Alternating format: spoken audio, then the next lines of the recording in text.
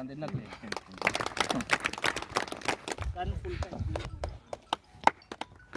इस उम्र ਵਿੱਚ ਵੀ ਦੇਖੋ ਸਾਡੇ ਕਨੇ ਦਿੱਲੀ ਜਾਂਦੇ ਨੇ।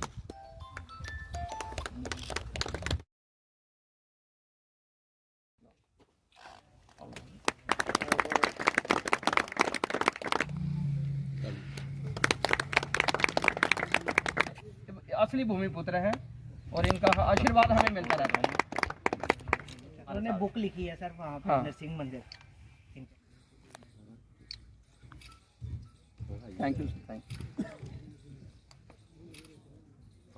इसका मुख्य उद्देश्य है हमारा जो आजकल कीटनाशियों का बहुत ज़्यादा उपयोग हो रहा है, खादों का बहुत ज़्यादा उपयोग हो रहा है, जिससे हमारे खाना जो है सब मिलावट आ गई है। कई तरह की बीमारियाँ आगे आजकल देखो, शुगर की सभी को प्रॉब्लम है, heart attack, skin disease, asthma, काफ़ी ज़्यादा बीमारियाँ इनकी बदौलत आ चुकी हैं। हर चीज़ उन्होंने लगाई है, ड्रैगन फ्रूट से लेकर गन्ने की फसल है। और खेती के बारे में ना ज्ञान हो, ये तो हमें भारतीय परंपरा ने, भारतीय सभ्यता ने ये चीज़ सिखाई थी और वही ये है। कोई भी उस चीज़ें अपनाने के बाद तरह तरह के ये पेस्टिसाइड्स इस्तेमाल करने और खाने के बाद और अपने शरीर खराब करने के बाद और बच्चों को, अपने साथियों को, रिश्तेदारों को डॉक्टरों के पास पहुंचाने के बाद एक बार फिर ये जागरूकता लाने की आवश्यकता है। और इस और भारत सरकार का जो रुख गया है, और ये एक बहुत बड़ी बात है और बहुत अच्छी बात है। और ये एक प्राकृतिक तरीके से हर चीज़ें जब होंगी तो मानव एक बार फिर वैसा मानव बन जाएगा कि जब 88 साल की उम्र में अर्जुन महाभारत जीत रहे थे। और बड़े कम लोगों को इस तथ्य का पता है कि वो नौजवान उस वक्त नहीं थे, लेकिन क्योंकि प्राकृतिक खेती का खाना खाते थे और प्राकृतिक ढंग से जीते थे, बहुत पुरानी बात नहीं है, तो इतने ताकतवर थे और उस वक्त नौजवान ही थे, अभी तो तभी महाभारत जीता था। बहुत ऐतिहासिक भूमि है जहाँ पे एक डोगरा महाराजा ने स्वयं आकर यहाँ हल चलाई थी। बहुत बड़ी चीज़ें ये लेकर के वो नहीं आए थे, वो सीधा टक्कू, हल और बैल लेकर के देसी तरीके से हल जोती थी। और वह ज़िला यही ज़िला है सांबा वाला। तो आप बड़े भाग्यशाली हो कि आप इस ज़िले में पैदा हुए हो। छोटी छोटी मीटिंग्स करो, घोड़ियों के नीचे जा कर के मीटिंग्स करो, तालाब के पास जाकर। हाँ आते रहते हैं।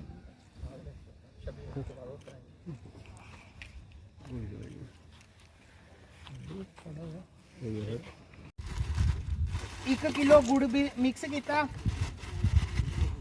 इसके बाद भी बेसन 3 दिन तक सवेरे शामी तुसीं ये करना। फिर इसी कुते जूट की बोरी लैनी, उहदे नाल ढक्की देना ताकि धूल घट्टा मिट्टी नहीं पोए, और कोई शानदार जगह जिथे डायरैक्ट धुप नहीं पोए, ना बारिश आई सके। मैं प्रोफेसर संजय खजूरिया, यहाँ चीफ साइंटिस्ट और हेड हूँ कृषि विज्ञान केंद्र सांबा। जैसा कि आप सभी जानते हैं कि माननीय प्रधानमंत्री जी का एक सपना है और एक आदेश भी है उनका, पूरे भारतवर्ष में प्राकृतिक खेती को बढ़ावा दिया जाए।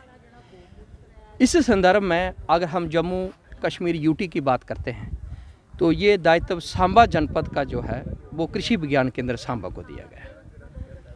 हम भारत सरकार की ओर से, ICAR की ओर से और हमारे विश्वविद्यालय के जो कुलपति हैं, जो वरिष्ठ अधिकारी हैं, उनके सहयोग से सांबा में प्राकृतिक खेती का ये 2 दिवसीय हमने कार्यक्रम रखा था, कल और आज।